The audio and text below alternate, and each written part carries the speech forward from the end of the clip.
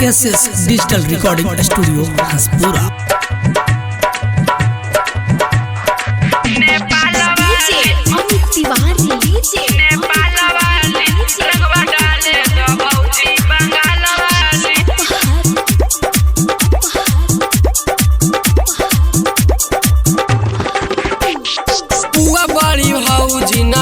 के खियाई खोला तनी चोली होली तोह के खेलाई।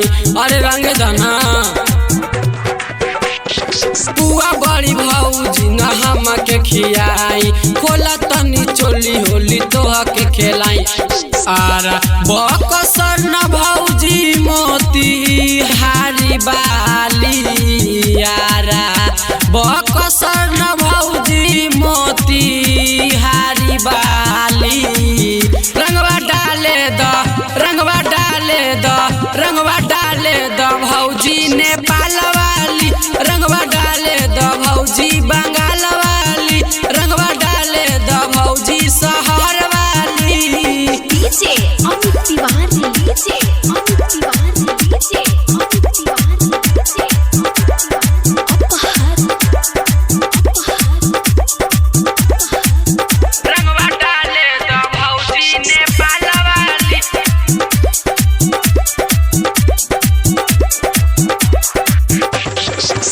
होलिया में देवर लोग के कर जनी माना।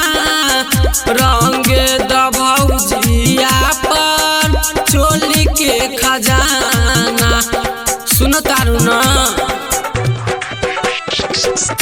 होलिया में देवर लोग के कर जनी माना।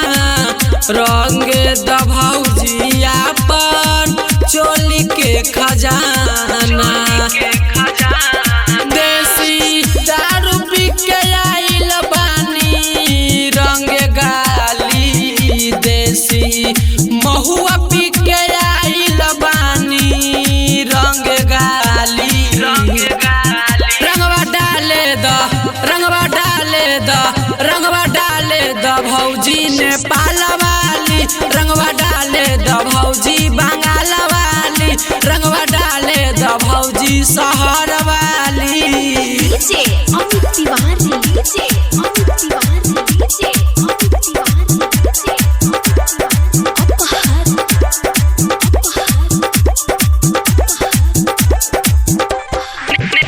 नेपाल वाली। रंगवा डाले द भौजी बंगाल वाली। राइटर विकास से तू रंग डालवाला। मिलजुली होलिया के फायदा उठाला। अब तो मान जा फायदा उठाला।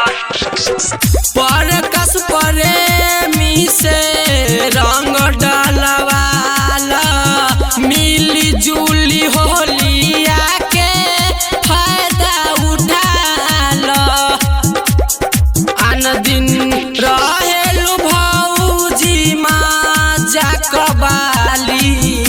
आन दिन रहेलु भौजी माजा कबाली। रंगवा डाले द रंगवा डाले द रंगवा डाले द भौजी नेपाल वाली। रंगवा डाले द भौजी बंगाल वाली। रंगवा डाले द भौजी शहर